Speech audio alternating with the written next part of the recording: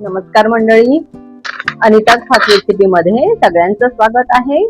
तर कसे आहात सगळे? चला, मी आशा करते की तुम्ही सगळे ना खूप छान असाल, आनंदी असाल. तर आजची रेसिपी आहे ही मलिदा. तर उद्याला ना मोहरम आहे. तर त्यासाठी ना एक प्रसाद म्हणून मलिदाचा प्रसाद असतो. तर हीच रेसिपी ना मी तुम्हाला दाखवते आहे की मलिदा कसा करतात ते. तर त्यासाठी मी बघा ही कणिक घेतलेली आहे, गव्हाचं पीठ हे घेते आहे 1 वाटी. आणखी घेते आहे 1 वाटी. असं करून मी 2 वाट्या हे गव्हाचं पीठ घेते आहे. आता हे ना गव्हाचं पीठ छान चाळून घ्यायचं आहे. बारीक चाळणीने हे चाळून घ्यायचं आहे. तर बघा कणिक ना चाळून घेतलेली आहे मी. छान बारीक चाळणीने ही कणिक चाळून घेतलेली आहे. आता ह्यात ना अगदी किंचित असं मीठ घालायचं आहे चवीसाठी.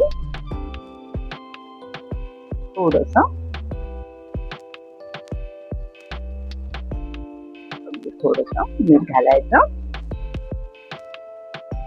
आणि यात ना साजूक तूप घालायचं. तुम्ही तेल पण घालू शकता. साजूक तूप घालते आहे आणि हे ना छान मिक्स करून घ्यायचं आहे.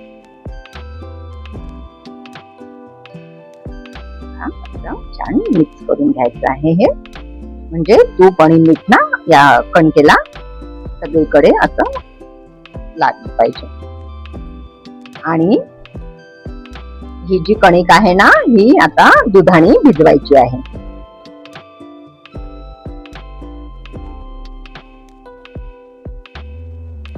हे मी दूध घेतलेलं आहे. आता दूध घालते आहे याच्यात. जेवढं लागेल तेवढं घालायचं आहे दूध.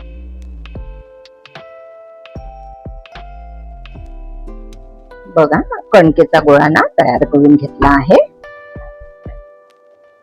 आपण पोळ्या करतो ना, रोजच्या चपात्या करतो त्यापेक्षा ना थोडी घट्ट कणिक ही ठेवायची आहे. आता याला ना मी थोडस असं साजूक तूप लावून याला आता सेट व्हायला थोडा वेळ ठेवून देते आहे.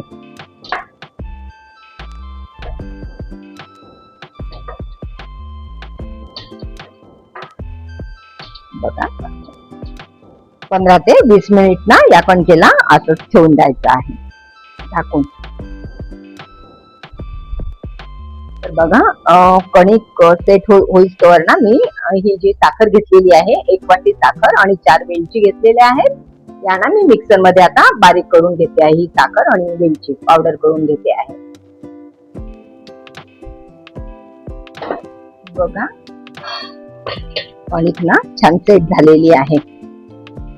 थोडी हिला ना अशी मळून घेऊया. यामुळे ना याच्यात दूध असल्यामुळे ना छानच नरम होते, मऊ होते ही कणिक. कडक आहे पण अशी नरम वाटत आहे छान. आता ना ह्याच्यात आपल्याला अशा छान दशम्या लाटून घ्यायच्या आहे. ही आपण जी रोज पोळ्या करतो ना त्यापेक्षा ना या पोळ्या जाडसरच ठेवायच्या. जाडसरच असतात. आणि कणकेमध्ये ना मी जे दूध घातलेलं आहे ना त्याऐवजी तुम्ही पाणी घालू शकता किंवा मग अर्ध दूध आणि पाणी दोन्ही पण घालू शकता. आमच्याकडे ना ही कणिक प्रसादाची असते त्यामुळे ना दुधानेच भिजवते.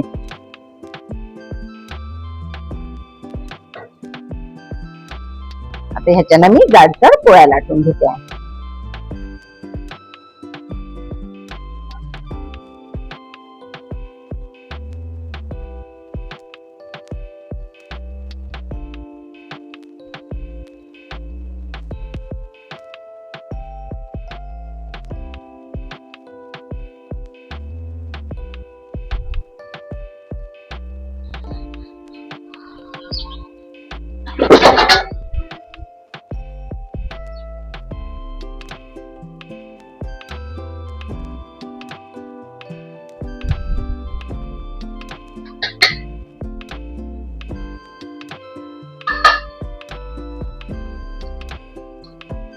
थोडं यात तूप लावते आहे याला.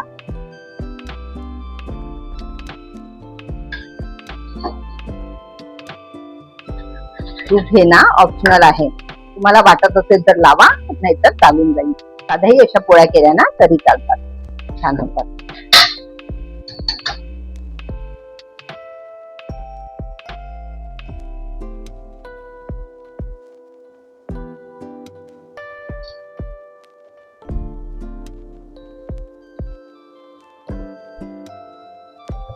तर बघा अशा प्रकारे ना या पोळ्या तयार करून घ्यायच्या.